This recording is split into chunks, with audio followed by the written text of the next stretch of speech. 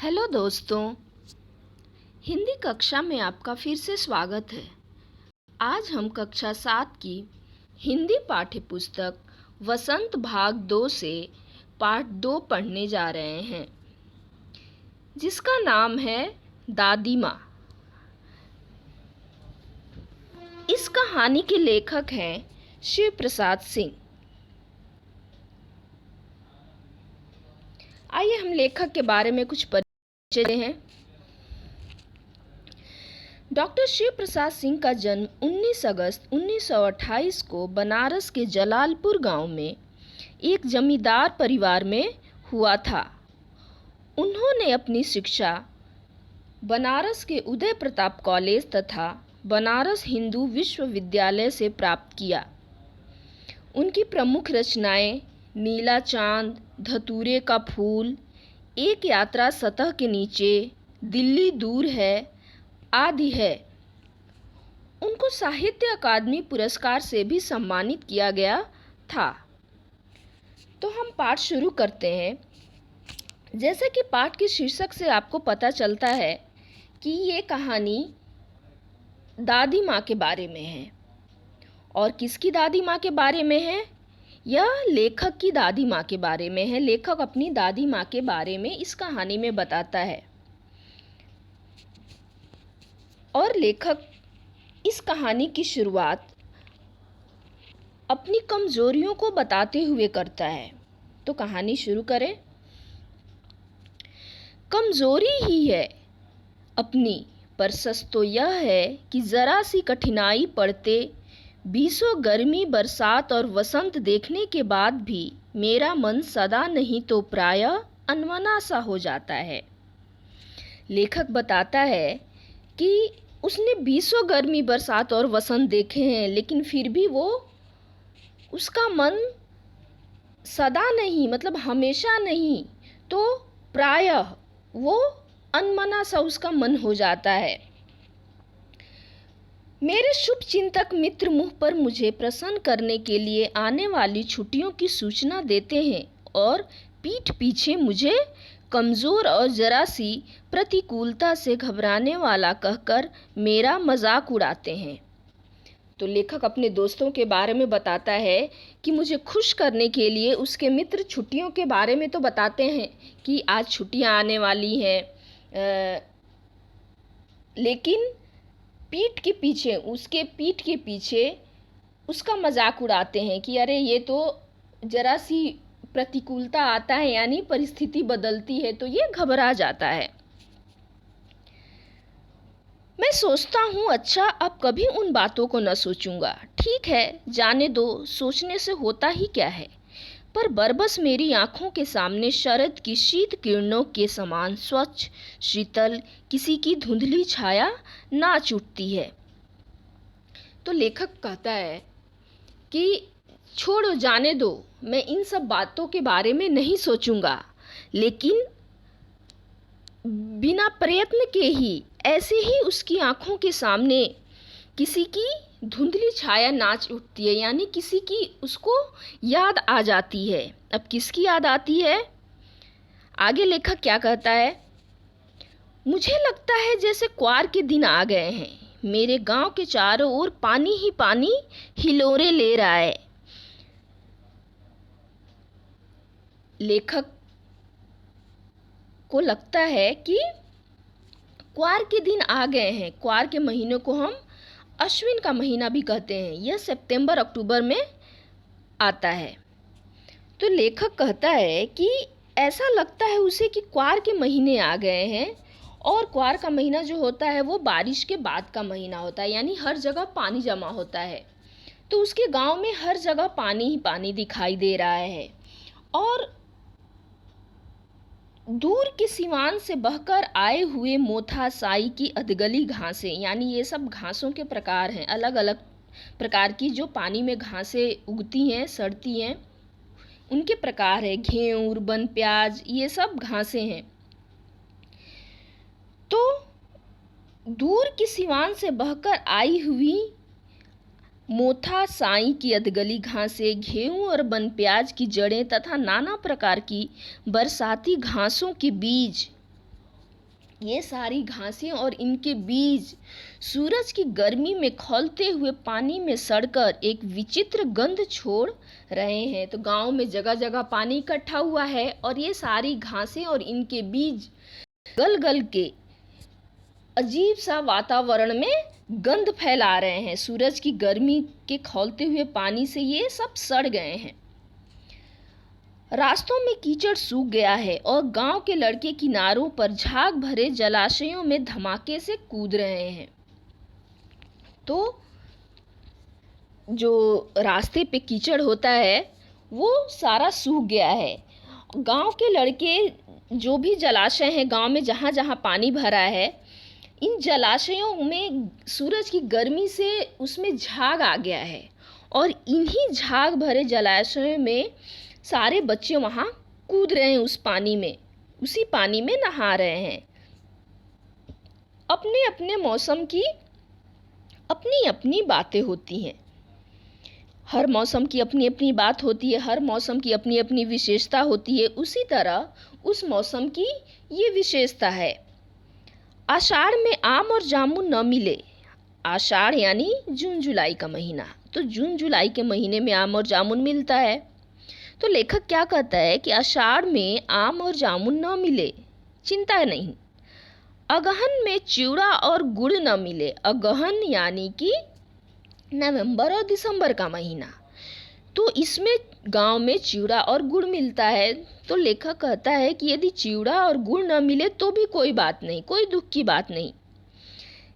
चैत के दिनों में लाई के साथ गुड़ की पट्टी ना मिले तो भी कोई बात नहीं।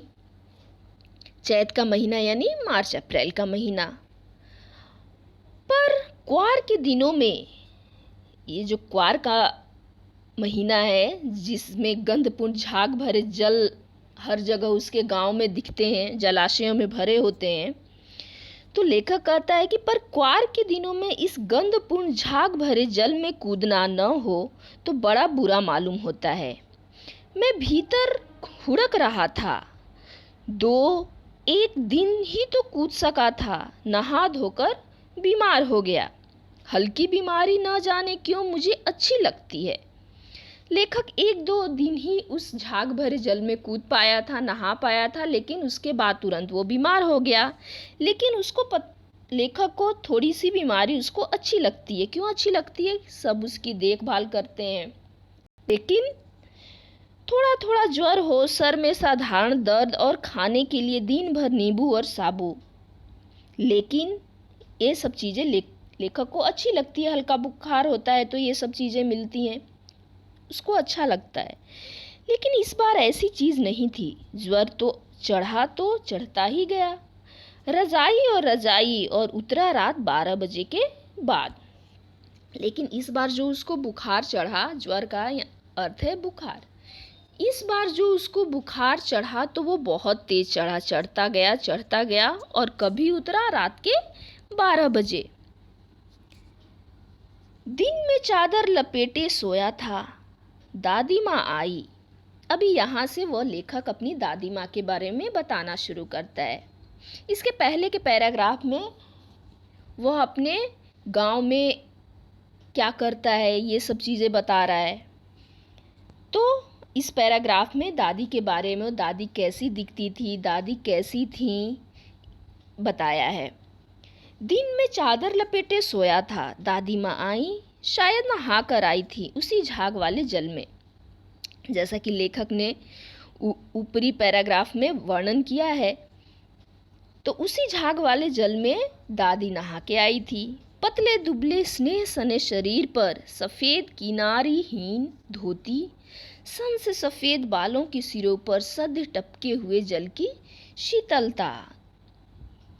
आते ही उन्होंने सर पेट छुए। दादी वहाँ से नहा के आई और आते ही उन्होंने लेखक के सर और पेट छुए कि कैसा है बच्चा।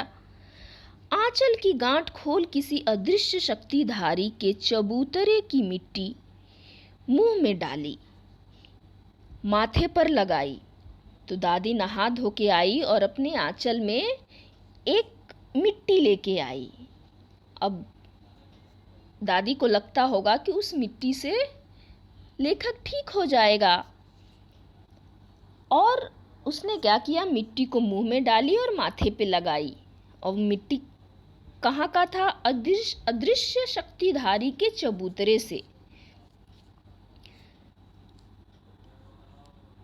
दिन रात चारपाई के पास बैठी रहती, कभी पंखा झलती, कभी जलते हुए हाथ पैर कपड़े से सहलाती, सर पर दालचीनी का लेप करती और 20 बार छू छू कर ज्वर का अनुमान करती। हांडी में पानी आया कि नहीं, उसे पीपल की छाल से छौंका कि नहीं, खिचड़ी में मूंग की दाल एकदम मिल गई तो नहीं, कोई बीमार के घर में सीधे बाहर से आकर तो नहीं चला गया, आदि लाखों प्रश्न पूछ पूछ कर घर वालों को परेशान कर देती। तो दादी माँ दिन रात कैसे लेखक के पास बैठी रहती है, उसका सर छू छू के पता करती है हाथ से कि बुखार तेज है कि कम है, और तरह तरह के उपाय करती है खाने के बारे में। खिचड़ी में मूंग की दाल एकदम मिल तो नहीं गई, तो इस तरह वो लेखक की हर बात का वो ध्यान रखती है। दादी माँ को गंवई गांव की 50 किस्म की दवाओं के नाम याद थे। गांव में तरह तरह की गंवई दवाएं चलती हैं और ये सारे नाम दादी माँ को याद थे। गांव में कोई बीमार होता उसके पास पहुंचती और वहां भी वही काम करती, उन सारी दवाओं के नाम बताती। हाथ छूना, माथा छूना, पेट छूना, फिर भूत से लेकर मलेरिया, सरसाम, निमोनिया तक का अनुमान विश्वास के साथ सुनाती। तो क्या करती है वो, सारी बीमारियों के बारे में, जो बहुत कपकपी वाली बुखार, सरसाम का अर्थ होता है कपकपी वाली बुखार, और मलेरिया, निमोनिया, ये सारे जो बीमारियां हैं उनके बारे में वो विश्वास के साथ सुनाती। महामारी और विसूचिका के दिनों में रोज सवेरे उठकर स्नान के बाद लवंग और गुड़ मिश्रित जलधार, गुगल और धूप सफाई कोई उनसे सीख ले। दवा में देर होती, मिश्री या शहद खत्म हो जाता, चादर या गिलाफ नहीं बदले जाते तो वे जैसे पागल हो जाती। बुखार तो मुझे अब भी आता है, नौकर पानी दे जाता है, मिस महाराज अपने मन से पकाकर खिचड़ी या साबुत दे जाते हैं, डॉक्टर साहब आकर नाड़ी देख जाते हैं और कुनैन मिक्सचर की शीशी की तिताई के डर से बुखार भाग भी जाता है। पर न जाने क्यों ऐसे बुखार को बुलाने का जी नहीं होता। तो लेखक इस पैराग्राफ में क्या बताता है, उसकी दादी के पास हर चीज़ का इलाज है, चाहे वो बड़ी बीमारी हो, चाहे वो छोटी बीमारी हो, चाहे कोई बहुत बड़ी महामारी हो, वो सब बीमारी के बारे में जानती है और गंवई इलाज उसका जानती है और लोगों को उसके बारे में बताती है। आगे इसके पहले वाले पैराग्राफ में लेखक क्या बताता है कि ऐसे छोटी छोटी बीमारियां उसको पसंद होती हैं, उसको अच्छी लगती हैं, लेकिन अभी उस लेखक को ऐसी बीमारी को बुलाने का मन नहीं करता।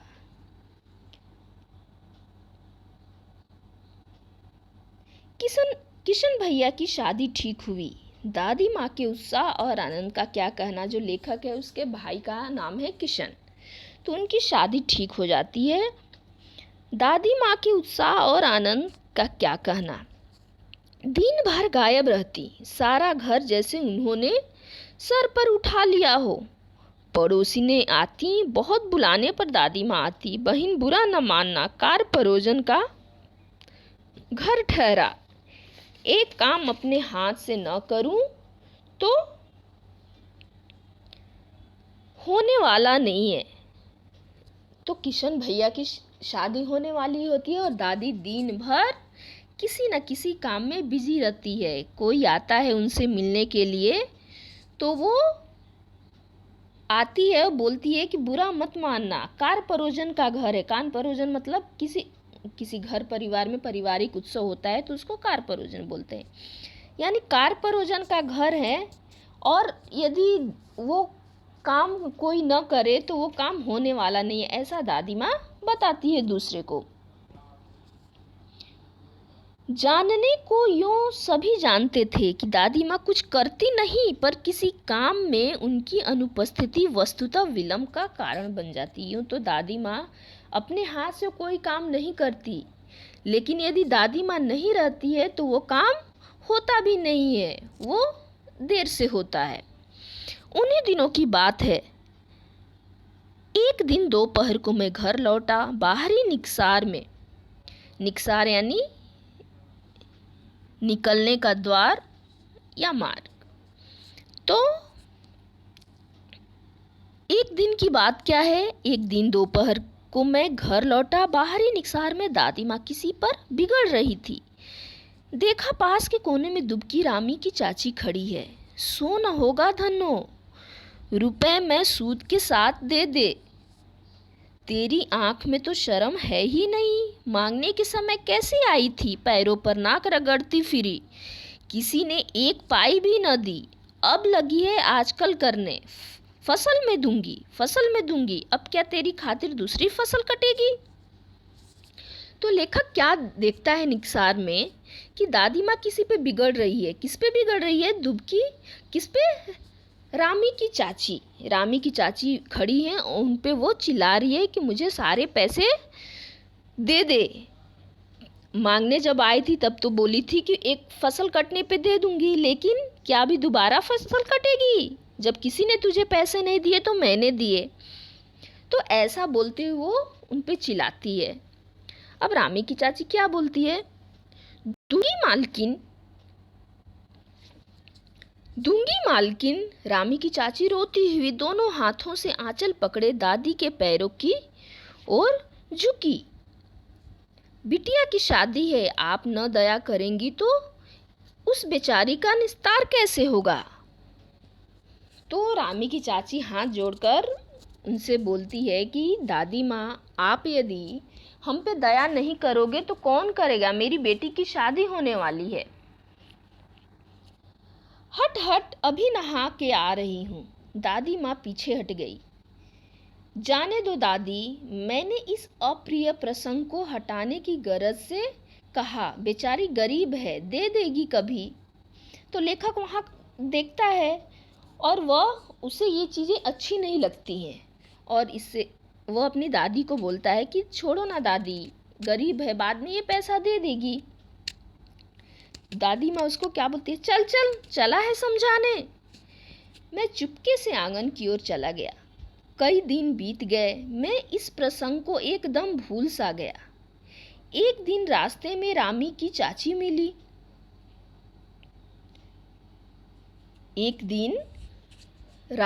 कौन मिला? रामी की चाची मिली। वह दादी को पूतो फलो दूधो नहाओ का आशीर्वाद दे रही थी। वो दादी को क्या आशीर्वाद दे रही थी? पूतो फलो यानी पुत्र दूधो नहाओ। मैंने पूछा क्या बात है धनो चाची? तो उसने विह्वल होकर कहा, यानी वो भावुक होकर बोली। क्या बोली? उऋण हो गई बेटा। उऋण मतलब उऋण, कर्जदार हो गई बेटा। उऋण हो गई बेटा, भगवान भला करे हमारी मालकिन का। कल ही आई थी, पीछे का सभी रुपया छोड़ दिया, ऊपर से 10 रुपए का नोट देकर बोली, देखना धन्नो, जैसी तेरी बेटी वैसी मेरी, 10-5 के लिए हंसाई न हो। देवता है बेटा, देवता। तो ये दादी किसके बारे में बता रही है? दादी के बारे में, कि बेटा हमारी मालकिन का तो कोई जवाब ही नहीं। इन्होंने पहले जो भी पैसे दिए थे उसको छोड़ दिया और ऊपर से 10 रुपए के नोट और दे दी, ताकि मेरी बेटी की शादी अच्छे से हो और मैं मजाक ना बन जाऊं। उस रोज़ तो बहुत डांट रही थी। मैंने पूछा तो उस दिन की बात लेखक दादी से बोलता है कि उस दिन तो आप मुझे बहुत डांट रहे थे। वह तो बड़े लोगों का काम है बाबू, रुपया देकर डांटे भी न तो लाभ क्या। तो क्या बोलती है कि ये तो बड़े लोगों का काम है, रुपया देकर यदि कोई डांटे भी न तो क्या लाभ। मैं मन ही मन इस तर्क पर हंसता हुआ आगे बढ़ गया। लेखक इस बात पे हंसते हुए आगे बढ़ गया। किशन के विवाह के दिनों की बात है। विवाह के 4-5 रोज पहले से ही औरतें रात भर गीत गाती हैं। विवाह की रात को अभिनय भी होता है। यह प्रायः एक ही कथा का हुआ करता है। उसमें विवाह से लेकर पुत्रोत्पत्ति तक के सभी दृश्य दिखाए जाते हैं। सभी पाठ औरतें ही करती हैं। मैं बीमार होने के कारण बारात में न जा सका। मेरा ममेरा भाई राघव दालान में सो रहा था, यानी दालान का अर्थ बरामदा। वह भी बारात जाने के बाद पहुंचा था। औरतों ने उस पर आपत्ति की। तो लेखक क्या बताता है कि जो उसके किशन भैया का विवाह के दिन जब थे, तो उसके कई दिन पहले से ही गांव में गीत चलता है।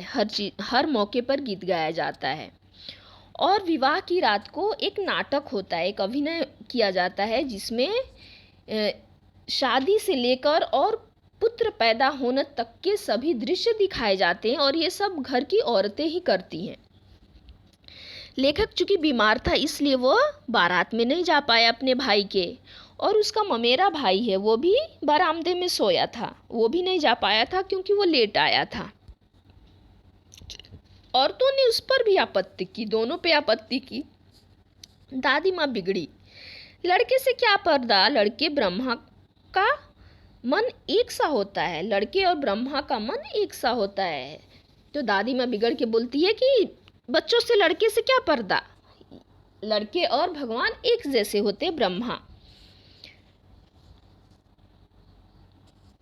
मुझे भी पास ही एक चारपाई पर चादर उड़ाकर दादी माँ ने चुपके से सुला दिया था।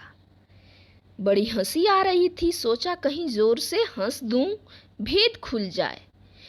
बाहर किया जाऊंगा, पर भाभी की बात पर हंसी रुक न सकी और भंडा फोड़ हो गया, यानी उसका भेद खुल गया। वो भी एक बाजू में एक चारपाई पे सो रहा था और चादर से वो सब कुछ सुन रहा था, और जो जो नाटक में हो रहा था उस बात पे उसको हंसी आ गई और इस तरह से उसका भेद खुल गया। देबू की माँ ने चादर खींच ली। कहो दादी, यह कौन बच्चा सोया है? बेचारा रोता है, शायद दूध तो पिला दूं। हाथापाई शुरू हुई। दादी माँ बिगड़ी। लड़के से क्यों लगती है? सुबह रास्ते में देबू की माँ मिली। कल वाला बच्चा भाभी। मैं वहां से जोर से भागा और दादी माँ के पास जा खड़ा हुआ। वस्तुतः किसी प्रकार का अपराध हो जाने पर जब हम दादी माँ की छाया में खड़े हो जाते, अभय दान मिल जाता, यानी दादी माँ उनको बचा लेती, उनको शरण देती। तो लेखक बताता है कि फिर उसको देबू की माँ मिलती है दूसरे दिन सुबह और उसको बोलती है कि अरे ये तो कल वाला बच्चा है। लेखक भाग के अपनी दादी माँ के पीछे छुप जाता है और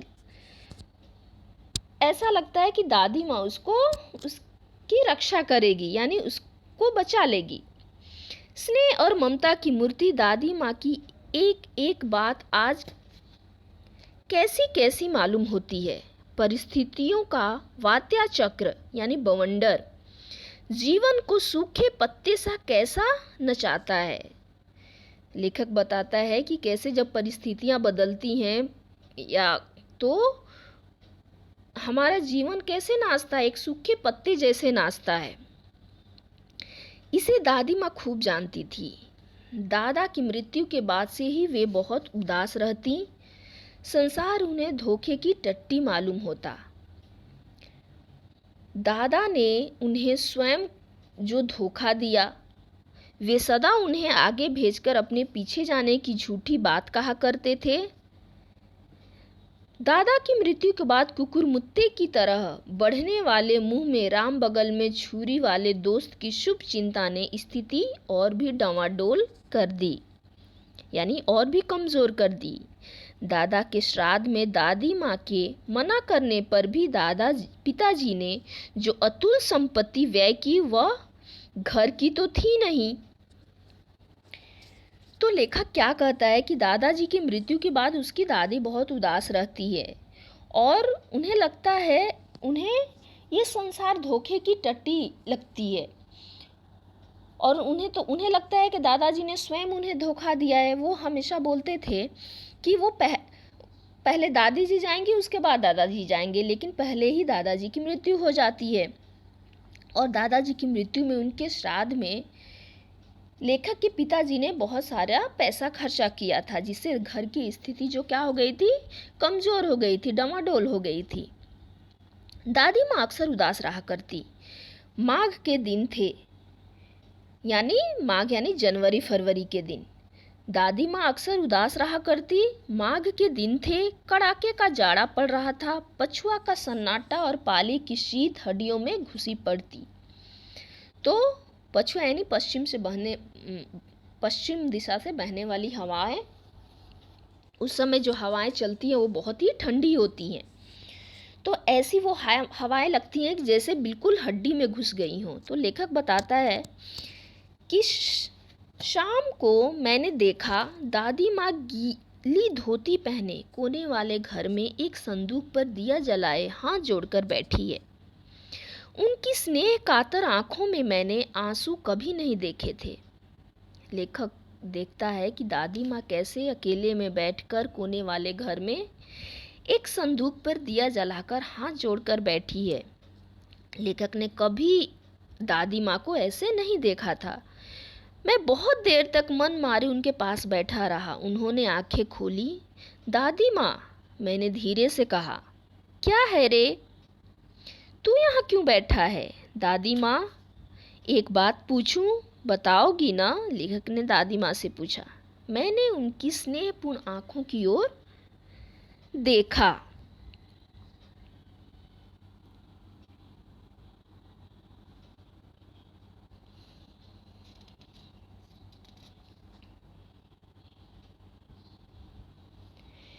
क्या है, पूछ, तुम रोती थी ना? दादी माँ मुस्कुराई। पागल, तूने अभी खाना भी नहीं खाया ना? चल चल, धोती तो बदल लो। दादी माँ, मैंने कहा। मुझे सर्दी गर्मी नहीं लगती बेटा। वे मुझे खींचते रसोई में ले गई। सुबह मैंने देखा चारपाई पर बैठे पिताजी और किशन भैया मन मारे कुछ सोच रहे थे। लेखक दूसरे दिन सुबह क्या देखता है कि चारपाई पे बैठ के उसके पिताजी और किशन भैया एक साथ बैठ के कुछ सोच रहे हैं। दूसरा चारा ही क्या है, यानी दूसरा रास्ता ही क्या है? बाबू बोले, रुपया कोई देता नहीं, कितने के तो अभी पिछले भी बाकी हैं। वे रोने रोने से हो गए।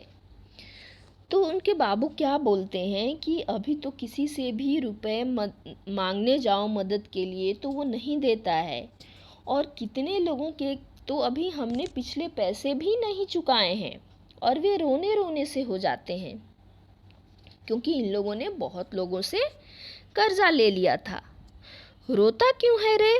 दादी माँ ने उनका माथा सहलाते हुए कहा, मैं तो अभी हूँ ही। उन्होंने संदूक खोलकर एक चमकती सी चीज निकाली। तेरे दादा ने यह कंगन मुझे इसी दिन के लिए पहनाया था। तो दादी माँ क्या करती है? दादी माँ ने उनके पिताजी का माथा सहलाते हुए कहा कि मैं अभी जिंदा हूँ, तुम रोते क्यों हो? उन्होंने संदूक अपनी खोली और उससे एक चमकती हुई चीज निकाली। तेरे दादा ने यह कंगन मुझे इसी दिन के लिए पहनाया था। उनका गला भर आया। मैंने इसे पहना नहीं, इसे सहेज कर रखती आई हूँ। यह उनके वंश की निशानी है, यानी उनके खानदान की ये निशानी है। उन्होंने आंसू पोंछकर कहा, पुराने लोग आगा पीछा सोच लेते थे बेटा।